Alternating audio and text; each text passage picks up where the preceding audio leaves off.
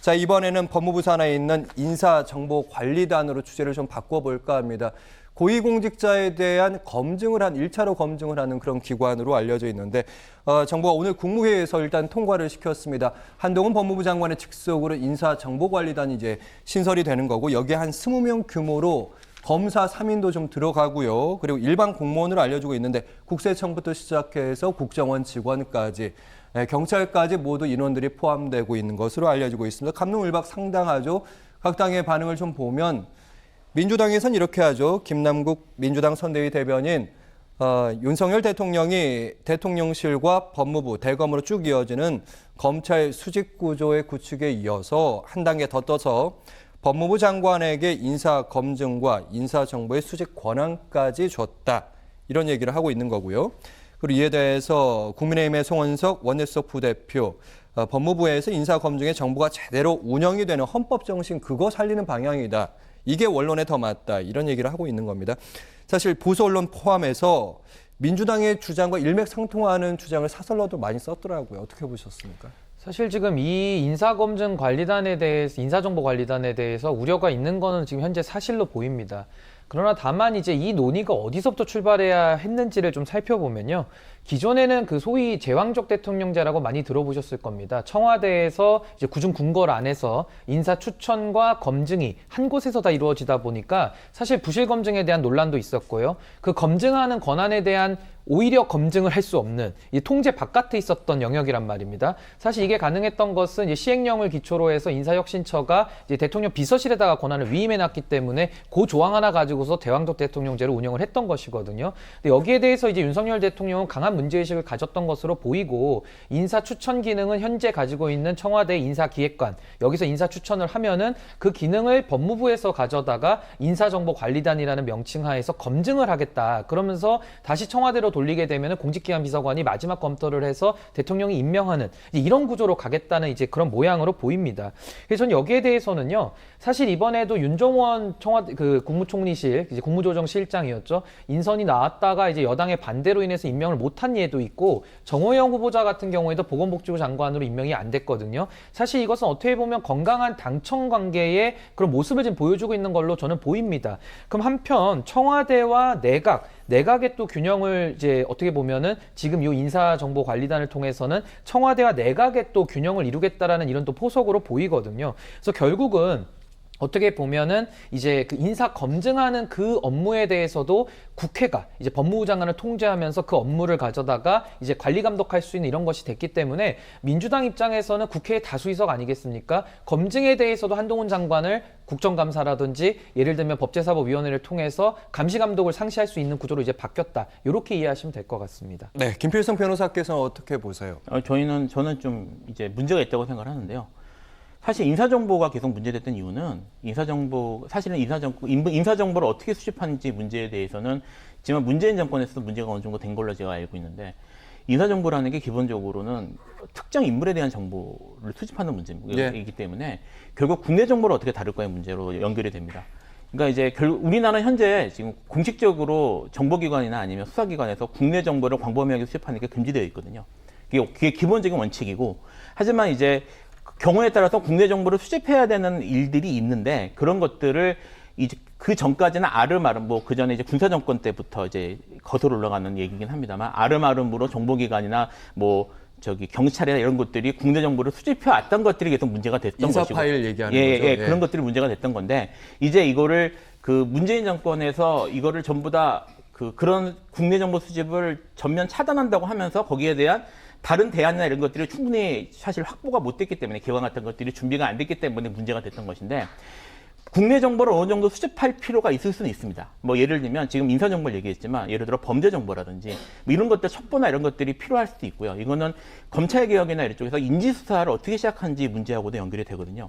그러니까 국내 정보를 어떻게 해야 될지는 사실 이렇게 인사정보의 문제로만으로 볼 문제가 끝날 문제가 아니라 이거를 앞으로 지금 정보기관과 관련된 내용들을 어떻게 수립해서 기관들을 만들고 배치할 것인가의 문제로 바라봐야 됩니다.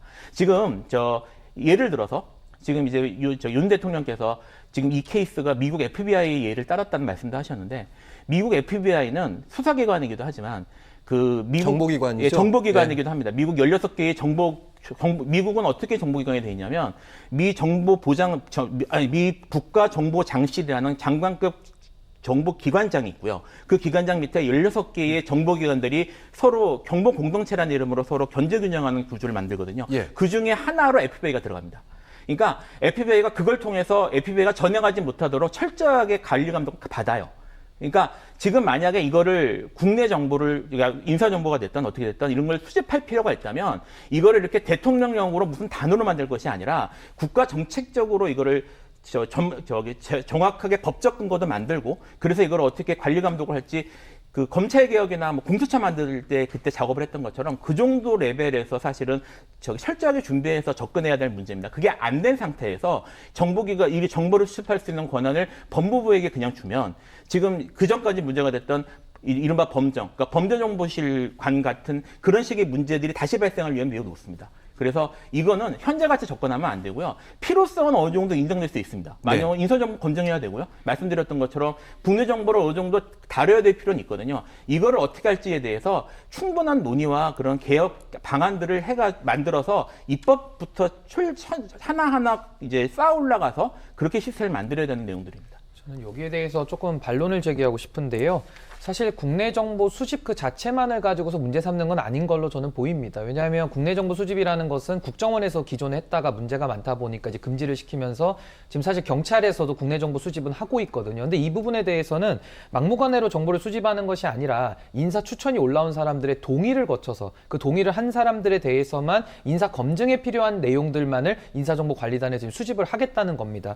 근데 여기에 대해서 이제 문제 우려가 있는 건 전 인정합니다. 그러니까 검찰을 관리하는 법무부 상위부서에서 이거를 정보를 관리하다 보면은 검찰에다가 이 정보를 주면서 뭔가 수사로 연결되거나 뭔가 표적 수사나 이런 것들이 지금 우려가 되는 것이거든요. 근데 그런 부분에 대해서는 사실 법무부가 지금 탈검찰화라 그래서 많이 검찰의 색채를 벗은 것도 현재 사실이고요. 또 법무부가 만약에 그런 일을 한다고 한다면은 이것은 국회에서 늘 상시 감독 체제에 지금 있기 때문에 국회에 나와서 법무부 장관이 매일 혼날 겁니다. 그래서 저는 만약에 또 이런 부분이 우려가 되는 건 전 일견 타당하기 때문에 그렇다고 하면은 이제 정부 입장에서도 법무부에 꼭 놓는 것을 고집할 것은 아니고 이걸 총리실 산하에다가 논다든지 아니면 인사혁신처가 원래 인사 업무를 하던 것이기 때문에 이게 지금 정부조직법에 대한 그 위반 문제도 약간 제기되고 있거든요. 그렇기 때문에 인사혁신처에서 그런 기능들을 좀 한다면은 이런 우려들은 좀 불식될 수 있지 않느냐. 저 그런 대안적인 건 좀 말씀드릴 수 있을 것 같습니다. 네. 김필성 변호사께서는 국회에서 견제를 하고 들여다볼 수는 있다고 하는데 과연 충분히 들여다볼 수 있을 건가 이런 부분에 대한 의구심이 있을 것 같다 이렇게 얘기하실 것 같긴 해요. 자, 그리고 또 얘기가 있습니다. 인사정보관리단 기능 역할에 대한 논란도 있지만요. 그거 넘어서 과연 이런 기관이 아무런 법적인 근거 없이 출범할 수 있는가에 대한 민주당의 얘기가 있습니다. 박홍근 원내대표가 이렇게 얘기합니다. 아무리 법을 들여다봐도 이거는 국회에서 법을 만들어야지 시행령 하나 바꿔가지고 되는 일은 아니다. 이렇게 얘기하네요. 예, 그러니까 지금 말씀하신 것처럼 정보조직법상 문제도 있고 어쨌든 이것을 지금 이제 신은규 변호사님께서 인사검증이 올라온 사람에 대해서 하면 되지 않냐고 말씀하시는데 사실은 그런 식으로는 되긴 어렵습니다. 그 전에도 중요 인물들에 대한 인사 파일이나 이런 것들은 후보군들이나 이런 것들 마련돼 있었거든요. 그러니까 그런 식으로 주요 인물들에 대해서 어느 정도 정보를 수집하는 게 일어날 수밖에 없습니다. 사실은 그렇게밖에 없고, 그리고 특히 아까 지금 이제 이거 인지수나 이런 걸로 검찰하고 연결되는 게 아니냐는 우려도 지금 제기되고 있지만, 지금 실제로 여기에 현재 지금 만들겠다는 그 인사정보기획단을 보면 단에 3명 정도의 검사, 3명, 4명 정도의 검사가 지금 포함된다고 돼 있거든요. 그러니까 검찰하고 연결을 완전히 끝낼 수도 없는 상황이고, 그러니까 이렇게 어떻게 보면은 검찰에 강력한 정보 수집 권한까지 주는 것이 될 수도 있기 때문에 여기에 대해서는 시행령으로, 그러니까 대통령령으로 이렇게 만드는 거는 분명히 문제가 좀 있다고 볼 여지가 충분히 있습니다. 그래서 이거를 만약에 이제 법적 근거를 갖는 그런 그러니까 정보조직법 또는 국정원법 이런 거에 준하는 관련 법을 만들어서 그 법의 근거에서 만들어야 된다고 민주당은 주장할 수 있고요. 예. 만약에 이거를 그런 식으로 법제화하지 않고 시행령으로 만약 강행한다면 여기에 대해서 지금 민주당이 얘기하는 것처럼 권한쟁의 같은 것들도 문제될 수, 권한쟁의 같은 방식으로 이렇게 다투는 것도 문제될 수 있을 것 같습니다. 네. 저는 이 부분에 한 말씀만 드리자면은 지금 이제 검수완박이 이루어졌지 않습니까? 그러니까 지금 검찰이 이제 수사권을 못 갖게 되는 이제 구조로 가고 있거든요. 그럼 지금 이제 민정수석실을 폐지한 마당에는 인사검증을 하기 위해서는 그러면 인사정보관리단을 안 만든다 그러면은 아마 경찰의 정보 수집 권한을 의존할 수밖에 없을 겁니다. 현실적으로는요. 그렇게 되면 경찰이 수사권을 이제 이제 이양해가는 과정 속에서 경찰이 정보도 수집하고 거기에 대한 인사 검증도 하면서 수사도 한다. 이게 오히려 더 위험해 보이거든요. 그러니까 이런 부분에 대해서는 지금 검경 수사권 조정이라는 형사사법 체계가 지금 송두리째 바뀌는 과정 속에 있기 때문에 아마 이런 정보에 대한 기능도 어떤 식으로 견제와 균형을 좀 이룰 수 있겠느냐. 여기에 대한 좀 심각한 저는 고찰이 좀 필요하다고 봅니다. 네, 더 얘기는 논의할 수 있는데 이 부분을 좀 접근해 보겠습니다.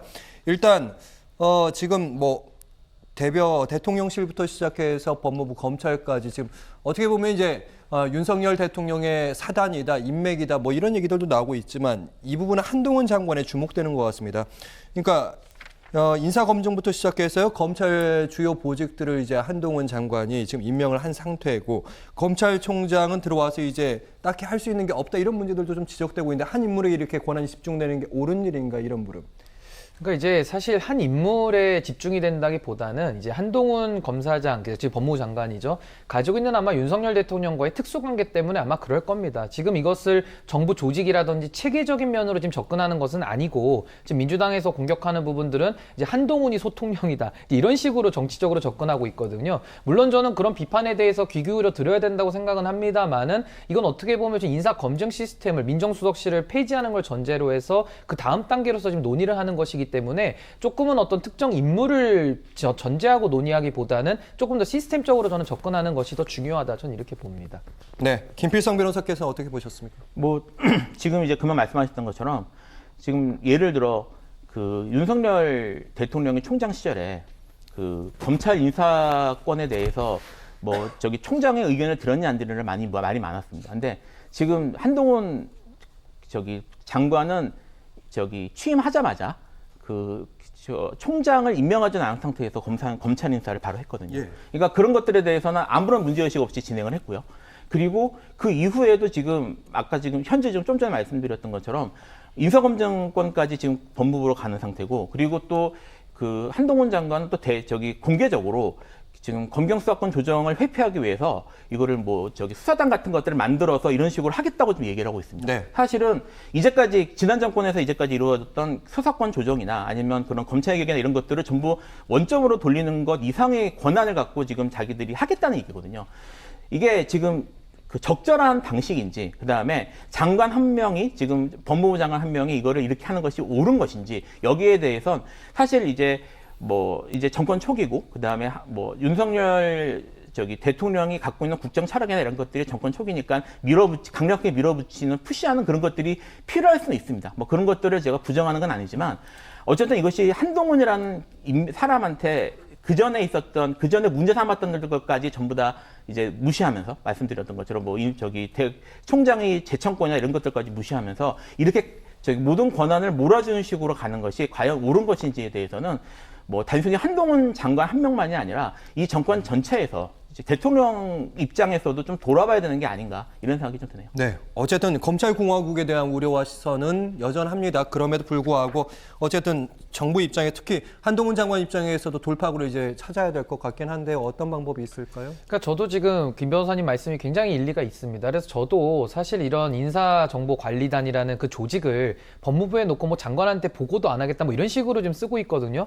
그럼 그럴 거면은 그냥 차라리 인사혁신처에다가 갖다가 그 정보관리단을 놓는 것이 더 서로 좋지 않겠느냐, 저도 이런 생각도 좀 들고요. 조금 더 이거를 아까 말씀하신 대로 정보수집 그 기관들도 분산을 해야 된다고 한다면은 총리실에다가 이런 것들을 조금 더 세밀하게 어떤 정보들을 좀 특정적으로, 예를 들면 뭐 체납에 대한 거는 뭐 국세청이 좀 될 수도 있고요. 뭐 범죄에 관한 거는 법무부, 뭐 이런 식으로 정보를 좀 분산시켜서 수집시키는 방법이 조금 더 견제와 균형 원리에 맞지 않느냐, 저는 그렇게 생각을 합니다. 네, 오늘 있었던 법 관련 이슈들 김필성 변호사, 신인규 변호사와 함께했습니다. 말씀 잘 들었습니다. 고맙습니다. 감사합니다.